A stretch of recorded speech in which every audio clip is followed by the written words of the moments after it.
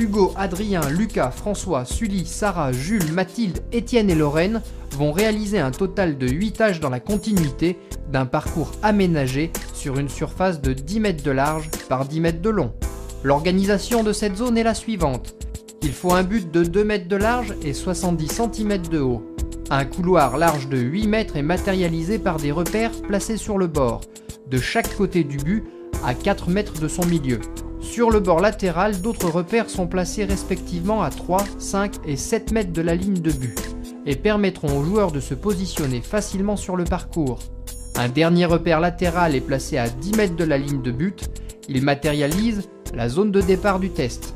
Le parcours est effectué sans lunettes, sans masque, sans aide et sans jamais prendre appui. L'important est de respecter l'ordre des étapes. Le parcours n'est pas chronométré, l'enfant n'a donc aucune raison de se presser pour effectuer les 8 tâches dans l'ordre défini. La totalité du parcours doit être effectuée conformément aux critères d'évaluation définis dans les textes. S'il y a but, les juges seront forcément plus indulgents. L'enfant sera invité à se présenter de nouveau au test dans les cas suivants. Oubli d'une tâche, mauvaise exécution d'une ou plusieurs tâches. L'aménagement du bassin permet donc aux 3 partenaires et aux gardiens de se placer dans l'eau aux bons endroits. C'est très important et il ne faudra pas bouger pendant chaque parcours. Le test du passeport du water-polo peut commencer.